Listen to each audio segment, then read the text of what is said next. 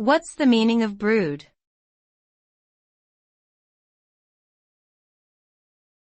Brood.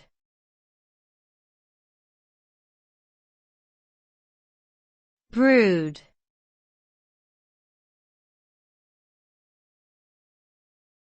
Brood.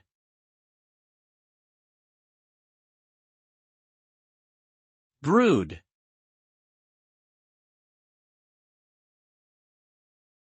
The word brood has multiple meanings depending on the context.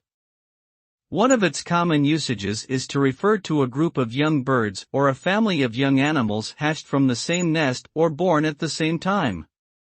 In a negative context, to brood means to think deeply and unhappily about something. This can lead to a negative mindset affecting the person's behavior and well-being. However, in a positive sense, to brood can mean to carefully incubate or nurture something important, like a plan or an idea, to help it grow and develop.